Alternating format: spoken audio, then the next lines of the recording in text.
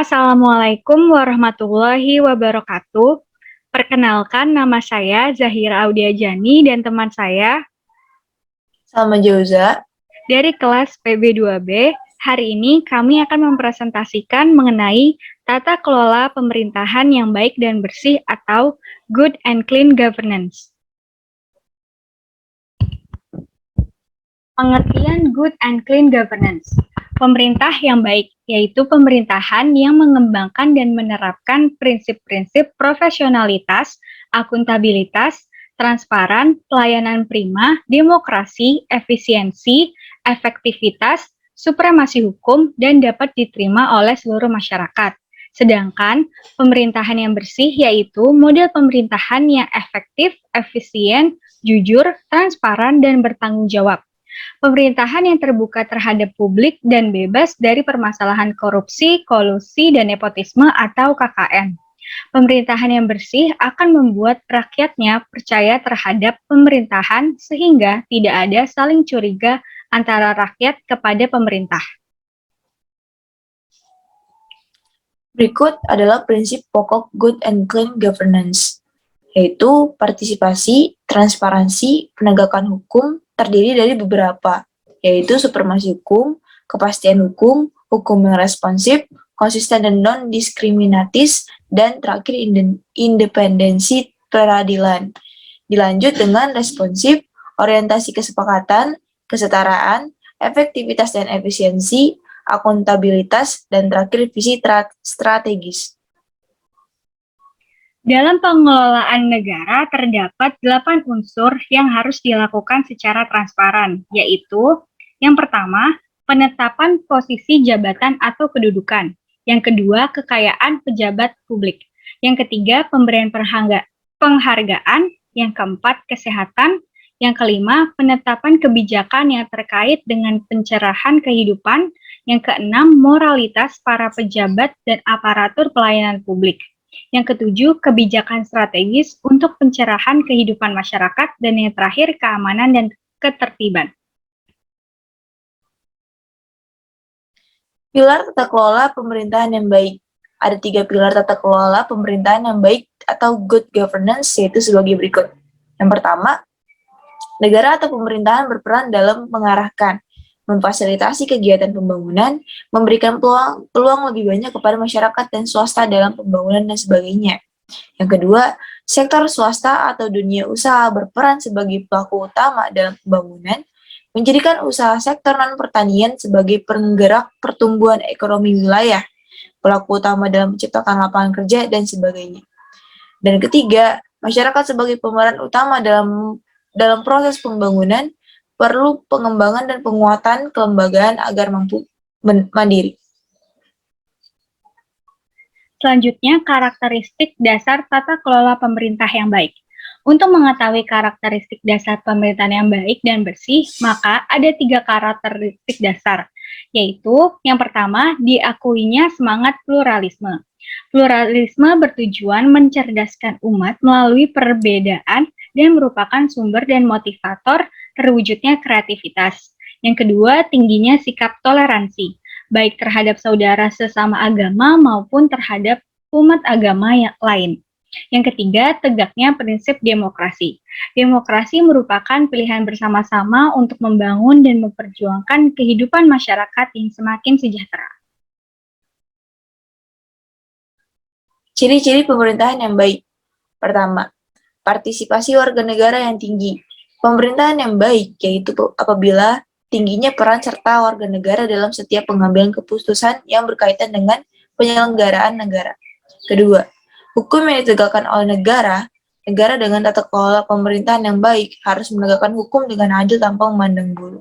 Ketiga, baiknya transparansi penyelenggaraan negara, keterbukaan informasi di pemerintahan merupakan faktor keberhasilan dalam mencapai pemerintahan yang baik atau good governance. Keempat, keadilan yang terlaksana dengan baik. Setiap warga negara memiliki perlakuan yang sama baik di mata hukum tanpa memandang jabatan, kedudukan, ras, agama, dan sebagainya. Selanjutnya, unsur-unsur clean governance. Yang pertama, sumber daya manusia atau SDM.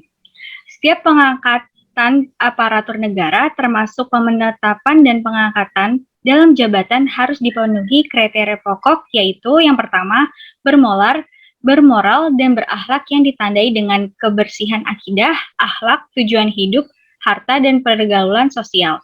Yang kedua, berpengetahuan dan memiliki kemampuan untuk melaksanakan tugas yang dibebankan kepadanya. Yang kedua, kelembagaan pemerintah. Pemberdayaan kelembagaan pemerintah baik pusat maupun daerah adalah berupaya untuk membuat mekanisme kerja dan pelayanan terutama berhubungan langsung dengan masyarakat diupayakan sederhana, cepat, murah sehingga masyarakat mendapatkan kepuasan yang akhirnya mereka mau melakukan apa yang menjadi kewajiban mereka. Dilanjut dengan perimbangan kekuasaan. Perimbangan kekuasaan lebih banyak mengarah pada terjadinya check and balance, namun juga mengarah pada perimbangan kekuasaan antara pemerintah pusat dan pemerintah daerah. Oleh karena itu, makna mendasar pemerintahan adalah pelayanan masyarakat, sehingga mereka dapat memberikan layanan sesuai dengan apa yang menjadi kebutuhan, masalah, dan aspirasi rakyat yang dilayani. Terakhir, kepemimpinan. Kepemimpinan dalam mewujudkan good governance adalah kepemimpinan yang bersih, berwawasan, demokratis, responsif, dan responsibel. Kepemimpinan dalam mewujudkan pemerintahan yang baik adalah kepemimpinan yang memenuhi syarat berakhlak bersih dan tidak cacat moral. Pemimpin yang berakhlak dan bermoral ditandai dengan kebersihan akidah, akhlak, tujuan hidup, harta, dan bersih pergaulan sosial. Selanjutnya, perwujudan good and clean governance dan kontrol sosial. Yang pertama, kemandirian lembaga peradilan. Yang kedua, penguatan fungsi dan peran lembaga perwakilan. Yang ketiga, profesionalitas dan integritas aparatur pemerintah. Yang keempat, penguatan partisipasi masyarakat madani atau civil society. Yang terakhir, peningkatan kesejahteraan rakyat dalam kerangka otonomi daerah. Korupsi penghambat tata kelola pemerintahan yang baik dan bersih. Pertama, perilaku korupsi di kalangan penyelenggara negara, pegawai pemerintah, maupun wakil rakyat.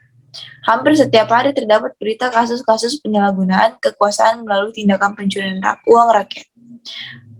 Ketiga, kasus-kasus korupsi lama hampir tak ada yang terselesaikan, sedangkan kasus-kasus baru bermunculan secara beruntun. Keempat, otonomi daerah. Pengalihan tradisi korupsi di pusat pemerintahan ke daerah. Kelima, praktik-praktik korupsi dimulai dari proses perencanaan dan pelaksanaan pembangunannya. Keenam, money politics dalam pilkada dan pimpinan parpol maupun suap penyuap yang dilakukan oleh masyarakat terhadap aparat hukum dan pemerintahan dalam hal pelayanan publik. Ketujuh, pengawasan yang dilakukan oleh sejumlah lembaga seperti Badan Pengawas Keuangan dan Pembangunan, BPKP, dan KPK maupun LSM belum cukup mengikis tindakan korupsi. Selanjutnya, pelayanan publik. Pelayanan publik menjadi titik strategis untuk memulai mengembangkan dan penerapan good and clean governance di Indonesia. Yang pertama, pelayanan publik selama ini menjadi area di mana negara yang diwakili pemerintah berinteraksi dengan lembaga non-pemerintah. Yang kedua, pelayanan publik selama ini adalah wilayah di mana berbagai aspek good and clean governance bisa diartikulasikan secara lebih mudah. Yang ketiga, pelayanan publik melibatkan kepentingan semua unsur governance, yaitu pemerintah, masyarakat, dan mekanisme pasar. Sekian, terima kasih presentasi dari kami. Kurang lebihnya mohon maaf. Assalamualaikum warahmatullahi wabarakatuh.